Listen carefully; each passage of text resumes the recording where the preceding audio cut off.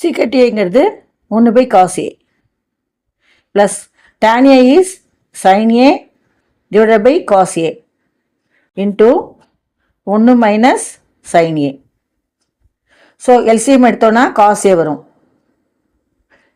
மேலே 1 plus sin A into 1 minus sin A. So இந்த cos Aங்கிறது டினாமினேஷனில் இருக்குது. நியூமரேட்டரில் 1 plus sin A into 1 minus sin A. So இது எந்த ஃபார்மேட்டில் இருக்குன்னா A plus B into A minus B ஃபார்மேட்டில் இருக்குது. அல்ஜிப்ராவில் A plus B into A minus B equals to A square minus B square. இந்த ஃபார்மேட்டை நம்ம இங்கே யூஸ் பண்ண போகிறோம்.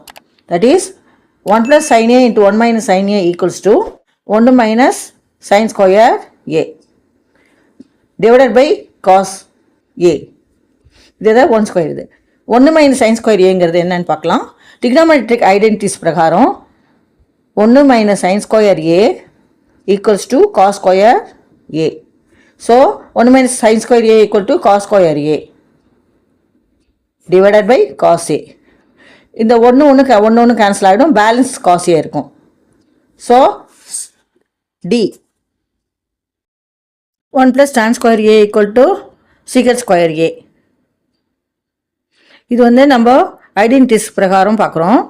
secant square trigonometric ஐடென்டிட்டிஸ் பிரகாரம் 1 plus tan square equals to secant square A divided by 1 plus cos square Aங்கிறது cosecant square A. So இந்த secant square A எப்படி எழுதிக்கலாம்? 1 by cos square Aன்னு எழுதிக்கலாம் divided by cosecant square Aங்கிறது 1 by sin square A equals to, இப்போ இதை அப்படியே divide பண்ண போகிறோம். 1 by cos square A into multiply பண்ணும்போது இந்த sin square A வந்து ரெசிப்ரோக்கலாக மாறிடும். மேலே sin square A வரும், கீழே 1 வரும். So equals to sin square A divided by cos square A equals to tan square A. D answer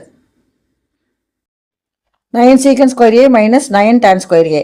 இந்த இடத்துலேயே காமனாக 9 இருக்குது, 9 வெளில எடுத்துடலாம். 9 into secant square A minus tan square A. trigonometric identities பிரகாரம் 1 plus tan square A equal to secant square A. secant square A minus tan square A equals to 1. So இந்த இடத்துல 1 போடணும். 9 into 1 equals to 9. Answer is B.